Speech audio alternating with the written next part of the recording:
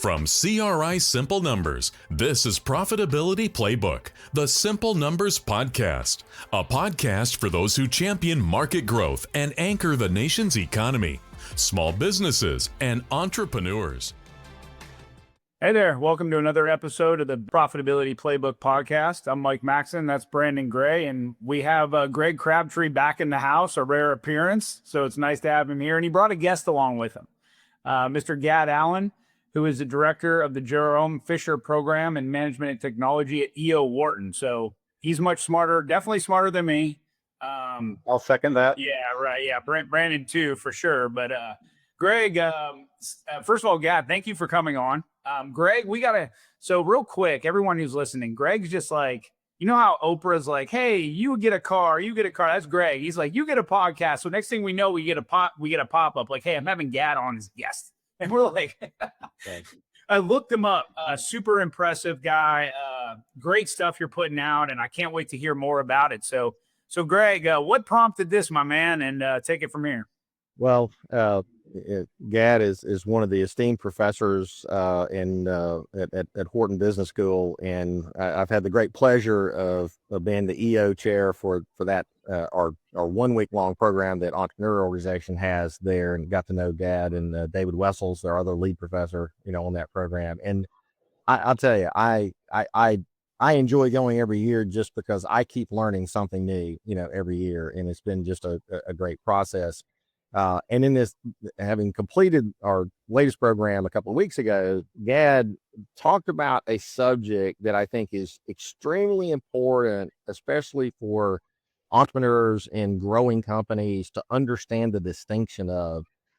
And essentially, he was having the discussion with our group from businesses. We had 60 businesses from all over the world, there, and we had this discussion of growing versus scaling.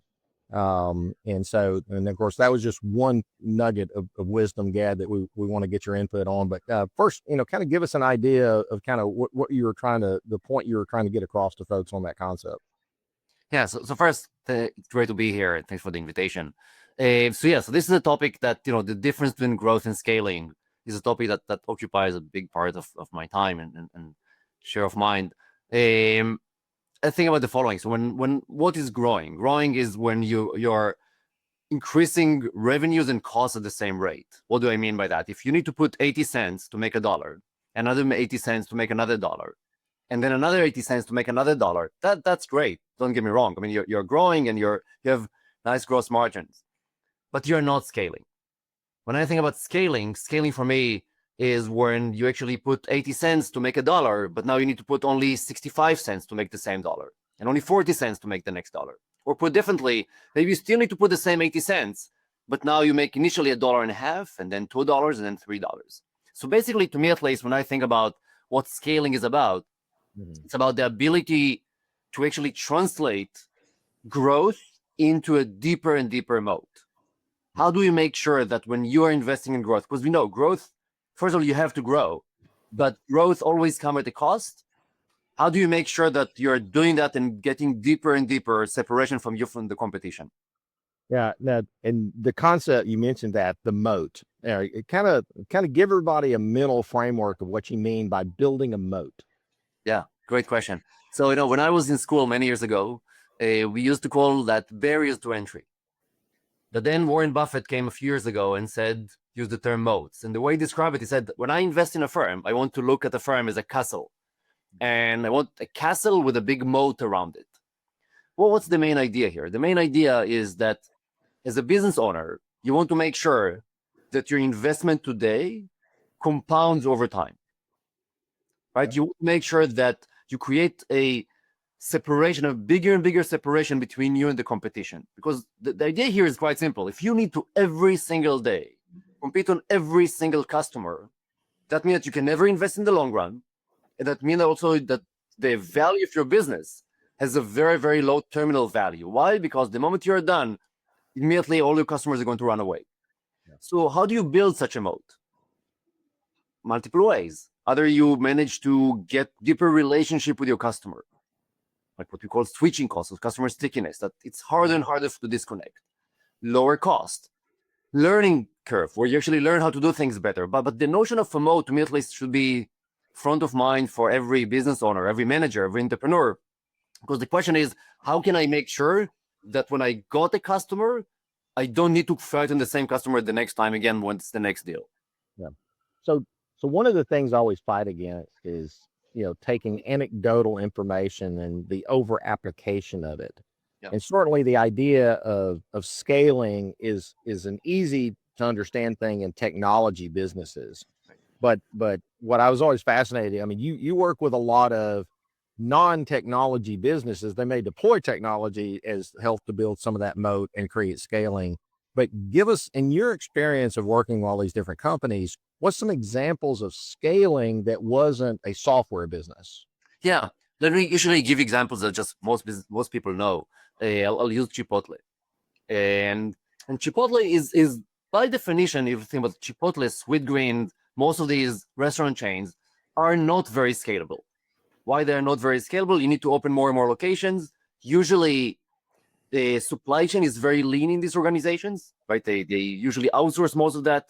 There's a limit of how much you can actually make in each location.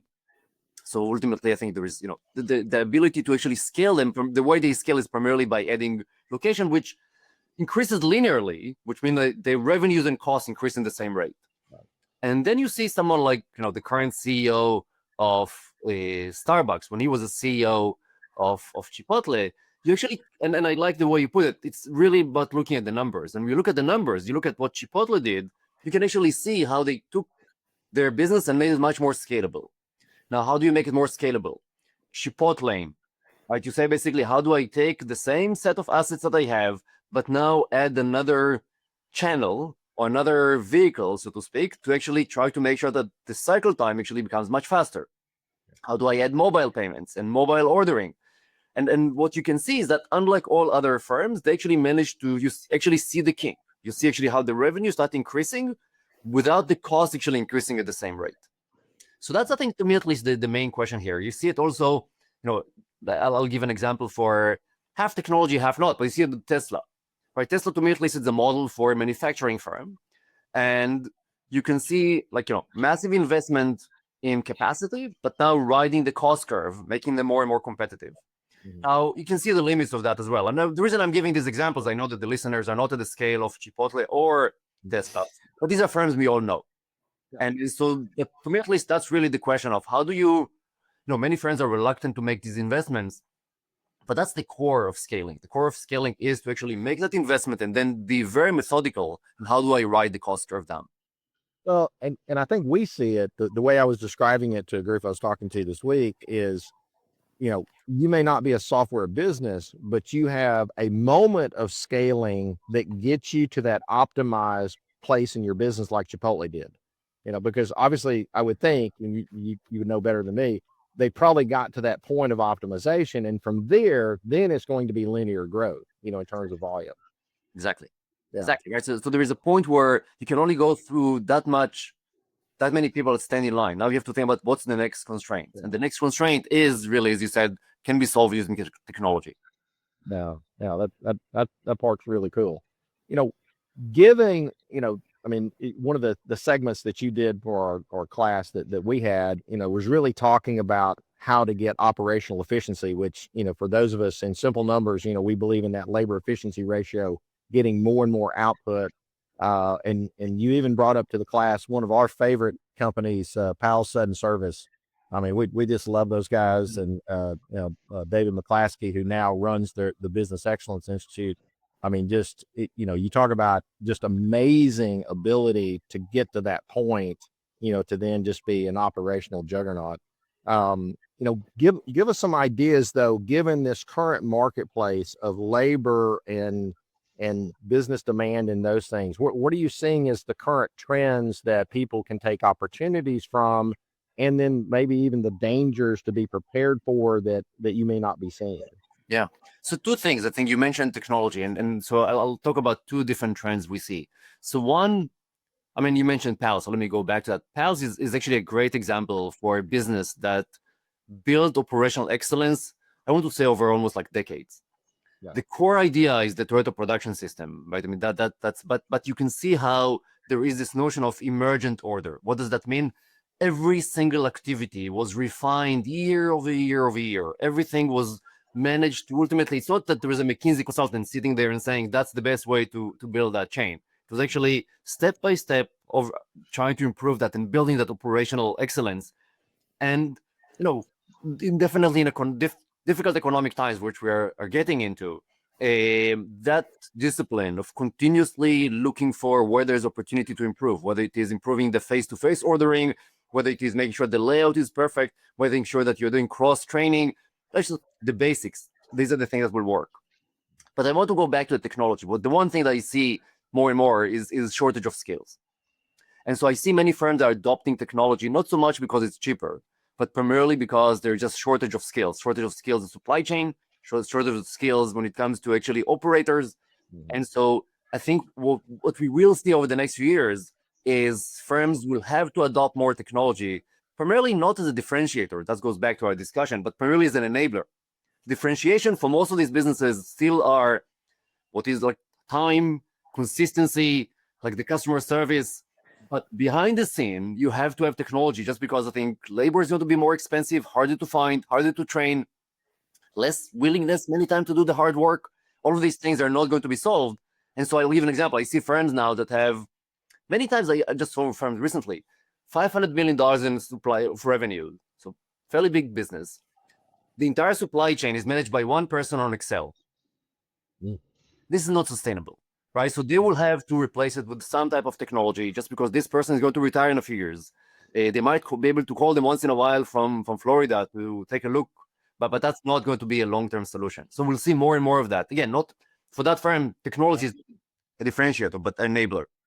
Yeah, we've got several clients that have kind of hit that human limitation. Who is the bottleneck?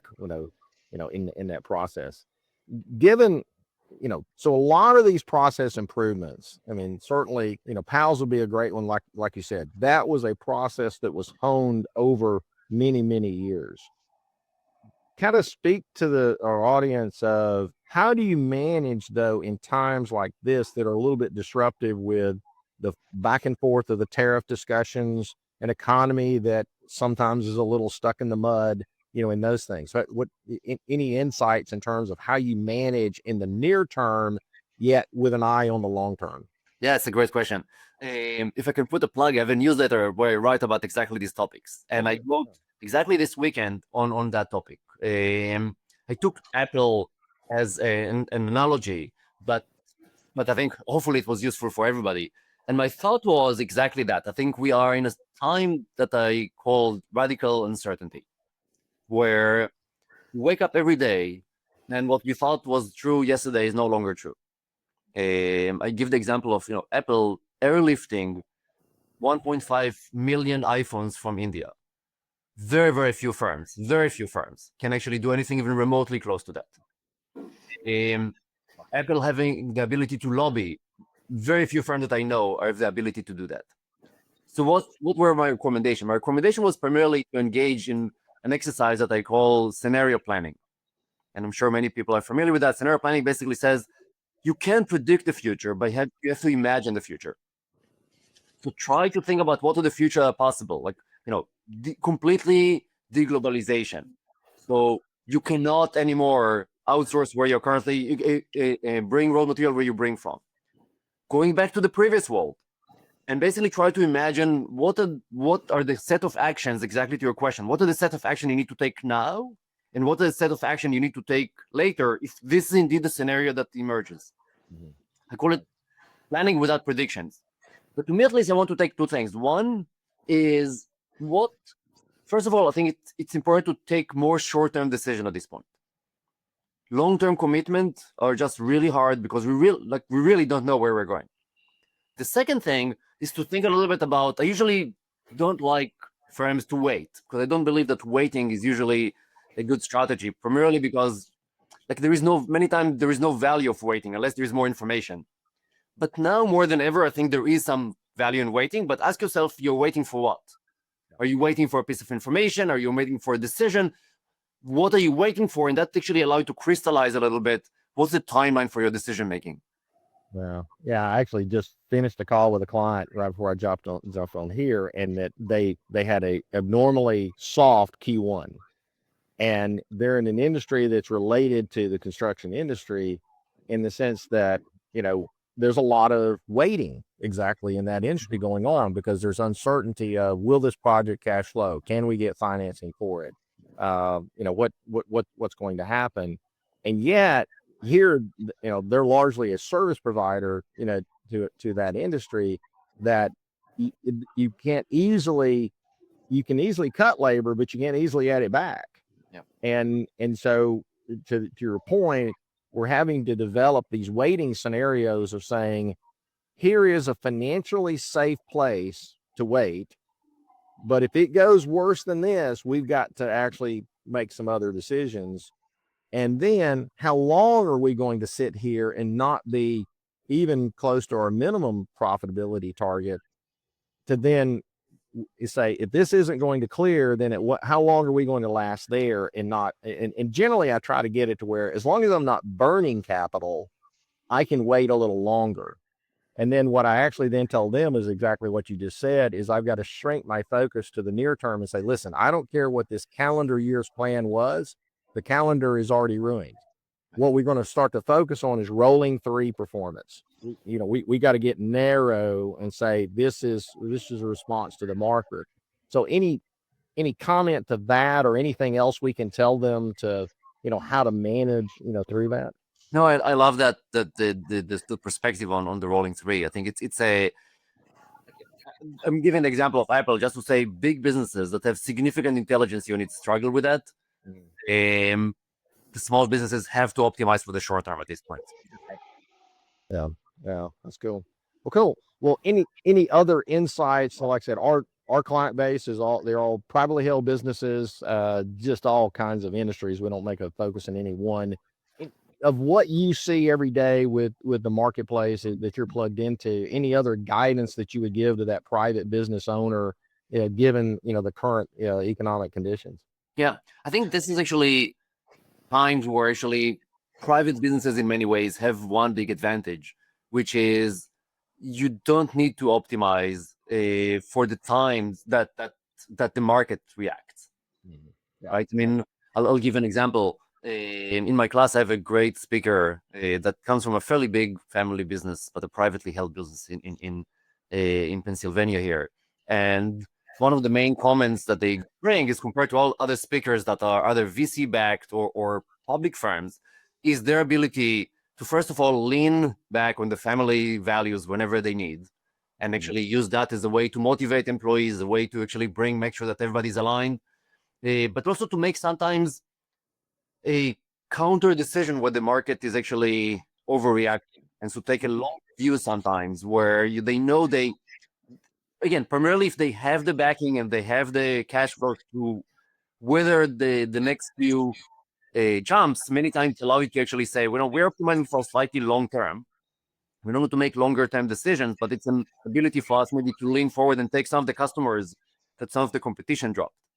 Yeah. Or to actually make a key hire where there's another business that overreacted, and here's the key hire that we looked into now. So small businesses and primarily private businesses have disadvantages, but they have one big advantage, which is they have to report only to them. Yeah, we have actually seen that. To take a college football concept, we say there's actually some talent in the transfer portal, at the moment, that it's not plentiful, but you can probably find that person that they were, the consequence of an overreaction. And now's a great time to kind of pick up that upgraded, position, but because it won't last, it won't be there, long term. So cool. Well, Brandon, I have a question for you. One of the things that we get lots of calls from entrepreneurs on is small businesses that have the CEO, the owner, as the primary, the weapon behind everything, right? Like they come, Greg's a good example of someone who's over the years, we've tried to break away from him. We tried to send him to the golf course and wherever, anytime. But what advice would you give to those businesses who are like, hey, I want to grow and scale, but I can't forever be the face of this business? Yep. On a challenge that we get a lot from entrepreneurs when they call. Yeah, it's a great question, and there is a whole different area which is succession planning that I'm not getting into. But to me, at least, that's really like the goal. I teach on scaling, and one of the key questions I ask managers is how scalable you are. One of my favorite books on management is High Output Management by Andy Grove. Very, very short book, highly recommended. And one of the main things he's talking about is how do you create managerial leverage? How do you make sure that when you are saying, Uh-oh. Man, he was about to say something really good too. We lost Gad. Hey, and for everyone who's listening, that was really good stuff. Well, hopefully we get him back on here soon. But good find, Greg. That guy's sharp. Yeah, Gad has been really great, with our EO at Wharton, program that we get to do each year. So anybody who's an EO member that's listening, definitely next year when we have the class, keep an eye out, for that sign up, because it's been an awesome program. Mm-hmm. While we're getting Gad back on, couple of bridges, you might call them, between what Gad was saying and what a lot of our clients have been hearing on calls. So the first is, we talk a lot about this term of you're growing, but you're not leveraging operating expenses or what have you. Well, that's what we mean exactly by scaling versus growth. Your inputs are continuing to go up. You're not scaling. The second thing is, you hear a lot of us talking about sticky relationships, sticky customers, sticky product offerings. That's the moat that we discussed a moment ago. As of late, you've been hearing, especially given all the talk around tariffs and the economic conditions, to control what you can control. And so that kind of comes back to what we were discussing a moment ago around, hey, right now, there's a lot of things out of my control, but I can control my processes, my efficiency. I can control the technology that we use to further enhance those and gain additional efficiencies. And then the last one, or actually there's two more. So as Gad was mentioning, now is the time to stay nimble. And I do believe that's an advantage entrepreneurs have. Generally speaking, most entrepreneurs are very nimble. So you've got to be able to change and move, take advantage of opportunities. And the last, was talking about kind of zigging when the market's zagging, you might say, of the opportunity here. But the key to make that happen is capital. So you need core capital to make that happen. And if you have that, then you can do the things that we were just talking about around, whether it's a key hire or a longer term initiative that you see the market shifting into that you can take advantage of. So everything we've talked about really falls in line to kind of the things that we've been going over with our clients right now. Yeah, and as much as I hammer the get profitable with what you got, we're probably in at least a 90 to 120 day cycle that you may not be able to be profitable, but your goal is to not burn cash in the moment and wait out until we see direction of the market. But keep your head up and look for opportunities, because as I said, we got people that are being handed major opportunities because their competitors couldn't handle it. And so it's, you can get 100 entrepreneurs in the same room together, and you're sitting right next to someone who's doubling their business, right next to someone who's down 20%. And it's not an even economy to everybody that's playing the game right now. Okay. Yeah, cash does help. I have a client right now, and I know everyone's scared. Maybe not scared, but uncertain or something like that about everything that's going on. They have they just made a massive marketing investment. I mean, they're talking about going in the opposite direction, but they prepped for this. They had the cash. They were going for it. And, they're going to do it because they had that planned out. They had the cash for it, and going for that market share when other people may be pulling back and they don't have the capital. Hey, they're doing it. And I love plays like that. Well, we had one yesterday. They'd got some launch capital set aside. Yep. And, you have the calendar of when you expect to deploy that launch capital, but right now is not the time. And so they're waiting for more clarity as to when the market would be receptive. Okay. Well, we got to get back. All right. I'm not sure what happened. All right. So you were making a great point that we need to get recorded. So. I asked about, we get a lot of entrepreneurs being that face of a business, and they want to do and you were talking about high output management book. Yes. Yeah. We'll not get into the entire family succession plan here, but I'll talk about one topic that I think is actually interesting. One question that I ask many managers and founders, and exactly like you described, primarily when it's a family business, is are you scalable? And what I mean by that is that do you create leverage? One of my favorite books is High Output Management by Andy Grove. And Andy Grove asked the question of, or tells managers that they need to think about managerial leverage. What's the idea here? The idea is that as a manager, as a founder, you know that if you put 10 hours of work, you're going to get 10 hours of output. But the question is, can you put 10 hours of work and get 30 hours of output? And to be able to do that, you need to think about how do you take what you do and start thinking about how you add processes, primarily because you want to make sure when you say something, it's going to be done with accuracy and precision. And processes exactly help you do that. Now, I talk a lot, and Greg probably remember, I don't like processes that much, but the right process and the core processes are absolutely key here. But more importantly, it's the mindset. How do you get the mindset that you need to be much more leveraged? How do you get to the point that you realize that you have to delegate and allow other people do some of the work? And that's a natural step where you actually get disconnected from the business, or you can actually manage rather than actually do the work. No, absolutely. Yeah, I know something, when we created the simple numbers process, I mean, I did the first one, I built the model, I showed up, did the service, did the updates, but fortunately Brandon was my first guinea pig. I had to, offload things to him incrementally as he built his skill set, 20 years ago.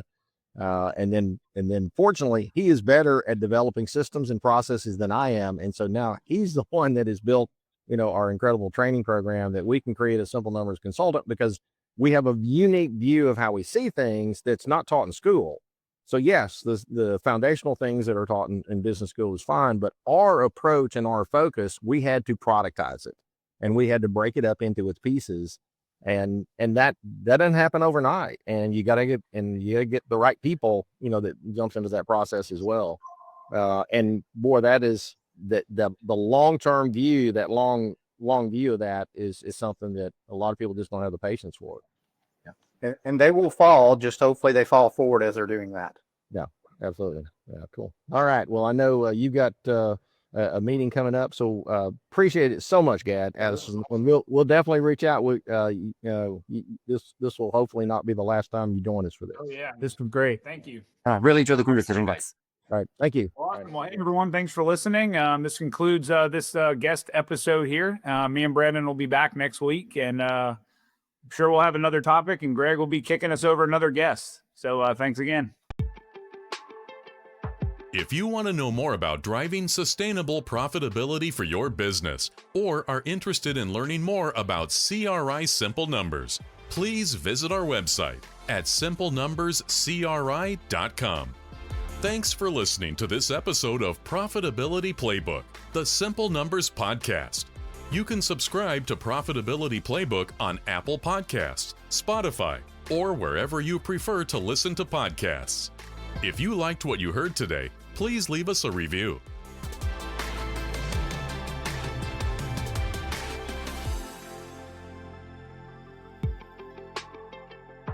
The views expressed on Profitability Playbook, the Simple Numbers podcast, are those of the presenter and moderator and do not necessarily reflect the views of CRI Simple Numbers or the CRI family of companies. This podcast is intended for informational and educational purposes only and is not intended to replace professional advice received directly. Consult with your CRI Simple Numbers advisor or another trusted professional if you have questions about your specific situation.